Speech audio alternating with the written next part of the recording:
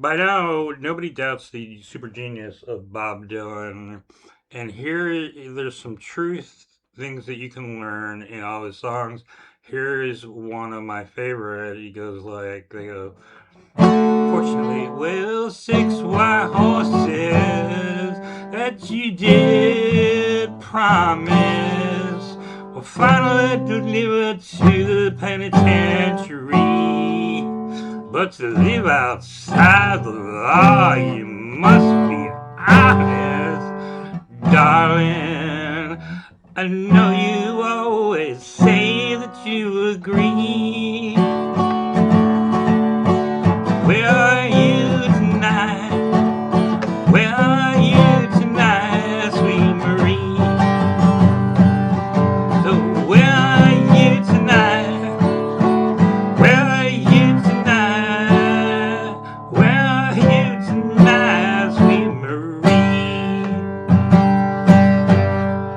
My favorite line of that song, and it's absolute truth, and I don't know if the guy's in jail or not, but he says, to live outside the law, you must be honest, darling. I know you always say that you agree.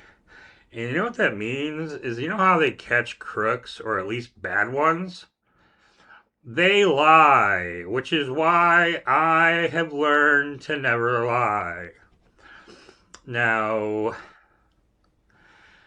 the reason that all the crooks, and I swear I'm not a crook, but I do smoke.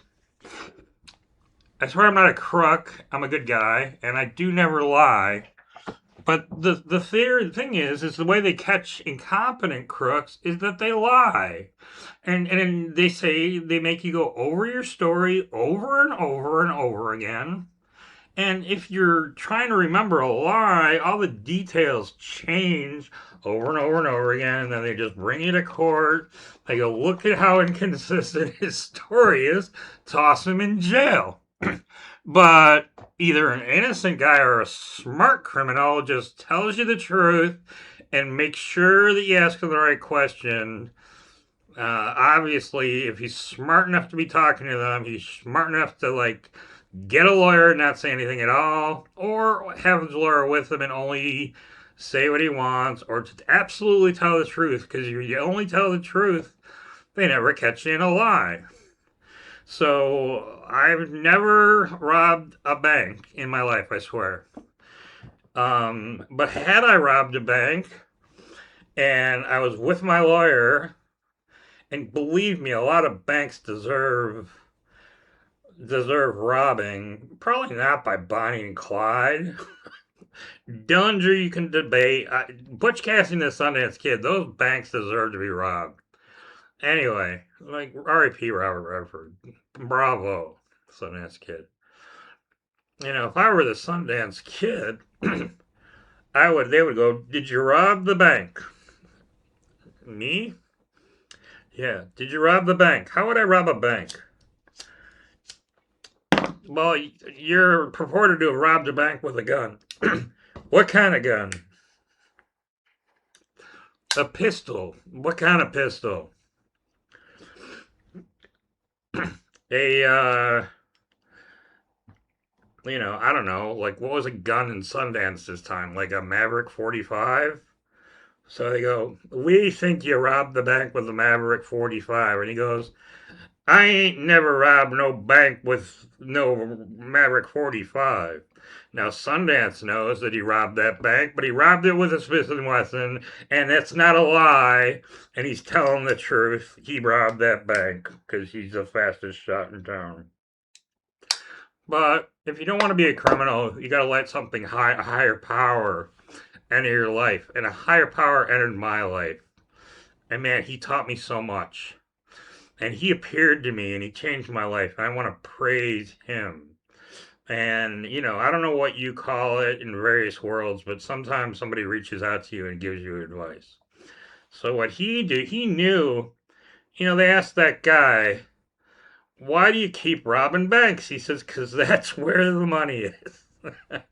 If the money in the world is real, which it's probably not. And I mean, the whole thing's a Ponzi scheme and pieces of green paper, all digital. They could rob you within a second. Um, and Charles Ponzi is the father of modern finance, really. I mean, look at how much the debt is. Um, but anyway, the higher power in my life, he knew that banks were horrible institutions, but they made a lot of money, which is why he would buy like I don't know, like one share or no, he would have a bank account at every bank that could possibly go public for like the minimum savings account for like $1 or 10 or whatever it was, because that meant that when they went public, all the spoils of the IPO or whatever you want to call it would go to the people that actually had deposits in the bank. So he had like any bank that was like not yet listed, he'd have like a savings account. And he would get interest checks for like pennies over and over and over again. And of course, he had somebody cash those pennies because pennies add up, and with compound interest, you never know. So he knew that then, and he has messed with banks ever since. And ain't nobody know who he is but me, and I ain't telling because he's the higher power. Because even in the Bible, the bankers, the money lenders, the thieves, nobody should support these people. And this guy is the smartest, most powerful being in the universe, and he messes with banks all the time. He's an expert with them. He can open or shut them at any time or day. And praise the Lord, I met him and I believe in him. So I've been having trouble with my bank, Fifth Third Bank, and use he taught me to use. And you know what you're gonna see here is how crazy and compartmentalized Fifth Third Bank is. And I've been with them since 2011. Like I recently been in the hospital. I couldn't even walk. I had $20,000 in cash for the last like 6 months in their checking account getting zero interest, and I'm way too smart for that. But I was in such pain, I didn't move it over to my Schwab account where I was getting 4% interest free, and God knows what they were lending that money out. Learn about compound interest. When I met the Lord, the only answer he asked me was to join his church was, "Do you know the time value of money, son?" And I said, like, you're talking about interest rates? So learn about compound interest rates or give me a call. I'll teach you about them. So my bank, with my $20,000 getting 0% interest while I'm bedridden, they take a legitimate, and they're lending it out at like 17.5% or better with credit cards. That's where the money is. Credit cards. You get these free deals, and these old people have no idea how to use computers, no idea how to pay them up, and these banks just compound the interest out of these old people until they lose their homes because they got like 20 cents off on some Jiffy Pop at Old Navy. And they didn't know how to pay off the Old Navy card. Suddenly they owe Old Navy like $1, and they would have paid it immediately, but they gotta wait. They forget about it, and eventually that dollar becomes like 10 million, and that old lady's out in the streets. So God bless anybody that messes with those people, because that's the way it works. So I got $20,000 that they're doing that tomfoolery with, and meanwhile, I visited this bank, and this really nice guy who I found out later was not a nice guy, and with all the remeron and the nonsense with Fifth Third Bank, like I went there and I said, "Is anything any do I have any credit cards that are active and their date system? Any credit cards that are active that you know that have balances on them? I want every credit card that I've lost, and I lose them all the time. I want them to make sure, are they all closed and they're all at zero?" And he said, yes, absolutely. And then there was like a simultaneous charge from Microsoft that was on the same day, and like banking days and stock market days. That's where it gets confusing, at least to them. But the conversation that I had with him, where I said I want it all closed, was like at least a week later. That's plenty of time. Like at least like 10 business days. Learn the difference between business days and regular days. These banks don't even bank holidays. They had plenty of time, and it was a legitimate charge from Microsoft for I think like Microsoft 365 or something. And God, like Word is horrible these days. I'm a writer; I could barely use it. They keep updating and updating it. It drives me nuts. So the thing is that I'm an honest guy. I said to this guy, dude, it's too late. Like, there's no way anybody would charge me anything on this. But I do owe Microsoft around $100. But it's up to like $280 now. There's no way in my life I will ever pay you, you know, your bank $280 on $100 that I had no idea when you told me that it was closed. But I'll pay the 100 because I'm an honest, decent guy. And then he's supposed to call me back in 2 days. He doesn't. A week later, I'm calling people, trying to figure out the rigmarole, trying to figure out what's going on. And then they tell me it's a back office issue, and then they then they finally say this, and he goes like, "Oh well, here's the person that you got to call." He circles it and gives me her first name. She will resolve it. I still got the piece of paper, and then when I call it the next day, it's not that person's direct line, and I call in and got a 2 hour phone call of madness, or me trying to resolve this, because he didn't give me her direct line. He just gave me the general line. It's not even the line that regular line. It's a different like call center line. And I asked for this person's name, and they have no idea what I'm talking about. And I try to get more specific. They don't know what they're doing. They're all segregated in cubicles. I'm listening to their horrible music when I prefer my own. And, then the next day, I'm like really angry. I got 2 hours on thing. I'm moving my money to Chase, and I'm doing that very politely. And man, Chase was so much better. They were prompt, they were on their feet.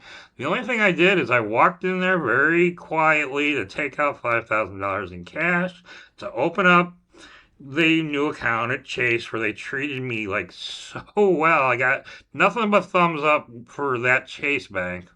It is awesome. I mean, they're like the New York Yankees were Fifth Third are the St. Louis Browns, and they don't exist. And I hope in the future Fifth Third Bank doesn't exist with the abuse that they gave me. So while I'm like literally on my back, I can't walk, I'm in pain. They're lending out my $20,000 to their credit card people and making a fortune. I've been with them since 2011, and that wasn't a good start. Like, I didn't know anybody anything, so nobody wants to give credit to somebody that doesn't owe anybody anything. So I'd actually give them my money because I was too wealthy. I just used a debit card for everything. So back in the day, like they said, you have the greatest credit rating of all time. You don't know anything. Things have changed. You got to owe people money and pay them back to prove that you're worthy of credit. You just can't pay your bills. They can't make money that way. So I had to like give them like $1,500 for a while to get like a junior credit card, and then I had to buy a Mustang that I could have bought for cash, and I had to like pay interest rates for a while to show that I was a reliable lender. Now I got a sterling credit rate, and then I paid it all off in cash. The way that the credit rating system works, you better figure it out. It doesn't make any sense. It doesn't. Nothing is. None of these laws make any sense. They don't understand them, and therein lies where the Lord comes in, and He just messes with any mistake they can make. And by now, it's all computerized, and nobody can beat a computer at chess. But you can make a bank computer, because garbage in, garbage out, and these computers aren't programmed by people that are very smart. And you can, like, literally, if you're smart enough, make a computer spin and fall in pieces. And when you got incompetent people, you got incompetent computers, and man, you can expose them and make a lot of money. Um, take it from me. And I've never really tried to do this in the past, but my higher power knows exactly how to do it since the day he was had a ton of mini bank accounts and all those pennies. He's been battling him and battling him and battling him. Thank the Lord that there's somebody that does. And he'll never reveal his identity. But he taught me all, and it kept saying, look, I'm honest enough to pay the 100. I don't even technically have to, but it's a real charge. I understand mistakes are mistakes, and they have literally frustrated me so much that the $100 is off the table. Now it's back to zero. First it was back to zero, and now it's like I want to like get compensated, and they're just gonna let it go and let it go and let it go, and it's gonna get ugly. And like I hope the whole bank comes down, and I'll have fun, and all the money will be somewhere in my backyard, buried where I need it, or in gold, or fine stamps or whatever. Now, what you're gonna hear here is like how like ridiculous and compartmentalized everything is, and like the people in the United States, like there's gonna be a part where I'm like kind of really angry with this guy who's kind of like trying to be polite, and he's never heard of the Nuremberg trials. And he just keeps saying, no, I'm not allowed to do that. And I kind of like trick him. Like, I'm like, who's the biggest guy that I can write to? And he won't tell me. And he's just like, so you're just, and I'm like, all right, so you're just filing orders. And, like I'm like, what's the name of the CEO of your company? And then like, he says, I'm not allowed to give that information. And I'm like, have you ever heard of Tim Spence? And he goes, yeah. I mean, it says here he's the CEO of Fifth Third. He's like, yes, he's the CEO of Fifth Third. So I just tricked him into giving away information he can't give away. But then I find out that he lives in the Philippines. So I can't blame him. He actually did the best he could.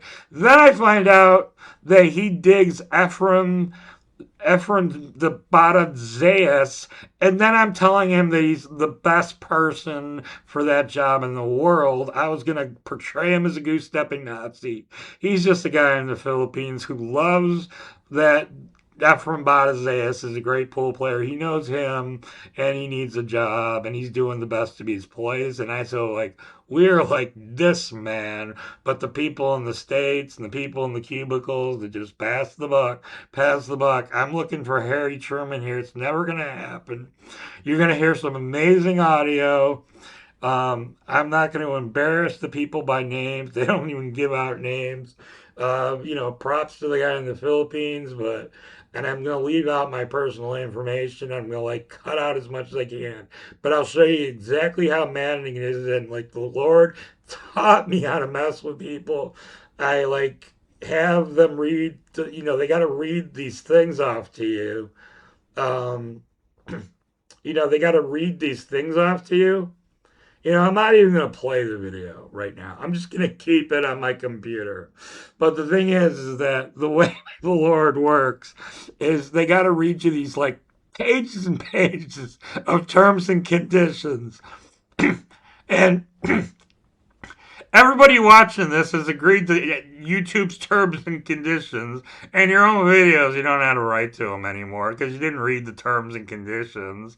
Right now I have like I'm trying to like actually use X, and they're telling me I'm not logged in on a suspended account, but the account I'm logged in on is suspended. I can't even use Twitter and pay them money. That's how absurd the world is. Leave it to say it does not bespoke well for human intelligence and our survival. So I thought it was going to be a modicum of difficulty to mess with Fifth Third Bank and bring Fifth Third Bank down. But I'm going to protect the identities and the actual words of the innocent until I got enough proof and enough followers that the entire bank just falls apart. And like Tim Spence, God bless his soul, he's gonna ask for bus fare from me, and I'm gonna throw him like a Benjamin to go anywhere he wants because he will be like homeless. and then he's gonna have to figure out, like, you ever see the movie Midnight Runs where he, like, I don't know, like at the end of the movie he gives him like $5 million, and but the lowest is like 100 or 1,000. He says to the cabbie, he goes, the cabbie goes, "Where are you going?" And he goes, I can't remember if it's 100 or 1,000. I think it's actually 1,000 back then in Midnight Run.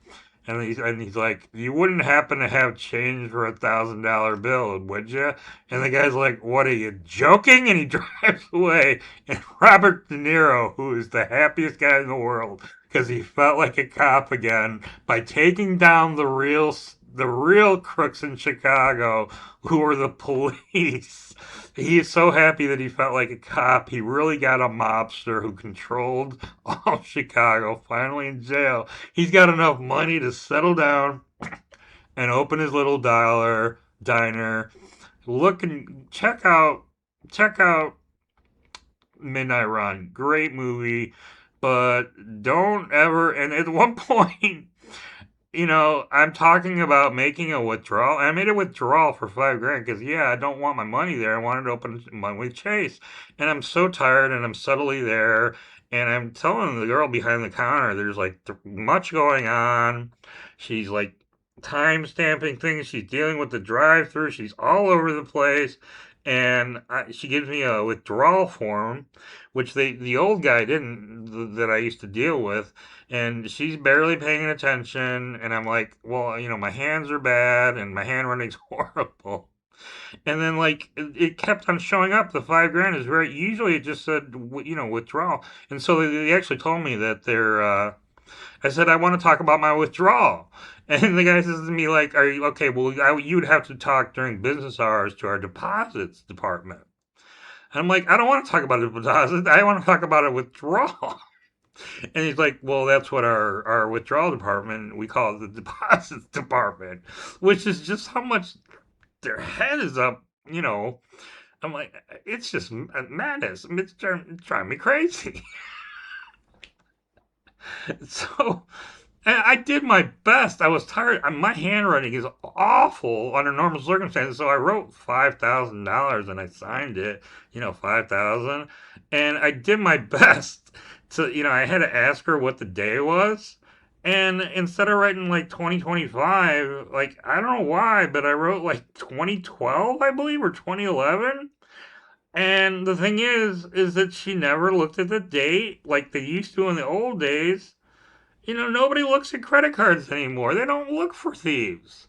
They don't prosecute thieves. These credit cards are making so much money that I've lost credit cards, and people that absolutely have don't look or aren't the same gender, or I'm not making any comments on how people look or their gender or whatever they choose to be, but they can't possibly be me. Nobody asks for identification anymore. It's just put the thing in the card, in the chip reader in there, and deal with it. We'd be better off bartering. They're making so much money. They don't care about the fact that thieves can, find your credit card, rack up thousands of dollars, and nobody cares. The places they buy stuff don't care. They don't check it. Nobody checks it. It's all computer madness. And so they deserve to fall apart. We were better off when we were bartering pickings for chickens for pigs. So I'm not going to play the audio, but check yourself out of Fifth Third Bank because they're going under. They're horribly run, short their stock, and I have it on good authority that the good Lord has taught the proper people the way to take them down until they're bankrupt. But go back to George Bailey and, give Mr. Potter what he deserves. Thank God that Clarence the Angel told George Bailey that he was a good guy because there's 99% of 99.9999% of the people in the banking world, they ain't as good. So I ain't mad at, I never met you, Tim Spence, but I bet you're rich, and I hope that someday I meet you at the side of the road. And you know what? I'll be nice. I'll throw you like $200 in ones, and you can rebuild your life. But right now, your bank is horrible, It's completely well, it's completely compartmentalized. You can't trust the word of anybody in a bank or anybody that's running them. And you know what? They want it that way because the more deniability they have, there ain't no Harry Trumans there, and the more money they make. The buck doesn't stop anywhere when it comes to a bank. The buck just doesn't stop. There are no Harry Trumans working at any banks. I don't think Tim Spence is Harry S. Truman. The buck doesn't stop here. If you know a banker where the buck starts here, like George Bailey, let me know. I will applaud them to the high heavens. Thank you, Fifth Third Bank, for being so horrible. I think you've solved my retirement money issues as if I had any in the first place. Short Fifth Third stock. Take it from me. It's only my opinion. It's not a guarantee. I'm not a. I am a. I used to be a finance professional, but I'm not guaranteeing that Fifth Third stocks is going down. I mean, the stock market's incredibly high right now, but if you ask me my genuine opinion on the greatest stock to short in the history of mankind, and banks make money, God, if I had enough money to short as many shares of Fifth Third Bank and sell it down to a penny, that may be where I buy it back. There's got to be some. I'm gonna research it. So you know, I was a finance. That's not my job, dude. I went to the Northwestern job fair guy. I had a perfect resume for any of those jobs, and he said to me, "What do you what's your most?" I could have had jobs like investment banking, any consulting, marketing, any job I wanted with my GPA. And he said, "What's your highest priority for a job?" And I said, "I never want to wear a suit to work for my life in my life." And he said, "That's the dumbest answer I've ever heard in my life." And you know what? I never have. And then, who do I have to thank for it? An upper power. So I'm just gonna watch Fifth Third Bank stock plummet, and the worse that they treat me, the more video content with real audio of real people being horrible to me when I've been with them forever. There is no customer service anymore. There aren't no brick and mortar buildings. It's all over. It's all because of greedy bankers and the pawns that work there. I'm trying to find Mr. Potter and put him out of business forever. God bless the George Baileys of the world. God bless the George Baileys of the world. It's a wonderful life, Clarence. It's a wonderful life. And it's written in the book Tom Sawyer, not by Rush, by Mark Samuel Clemens, Mark Twain.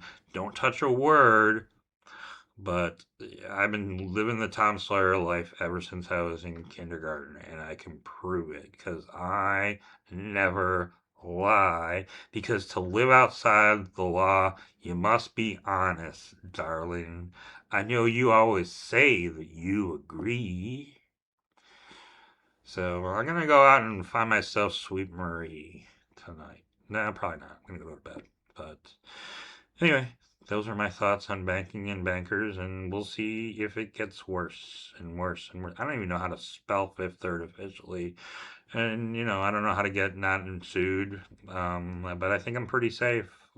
Everything that I say here is only my opinion, unless I can prove it. And they tape everything that I do, and they film everything I do, and they still lie about me, and I've catch them in their things. And if any time they're recording me, as far as I'm concerned, and I'd have to talk to a lawyer whether this is one party state or two party states. If they're filming me, I can film them, and I can record them, and I do. I dot all my I's and I cross all my T's, but they aren't loopholes, honey. It's the law. If the law is wrong and you take advantage of it, it's legal. So we live outside the law, but we're incredibly honest because it's stupid not to be incredibly honest. Now, I ain't a crook, I swear, but I do. I'm a good guy.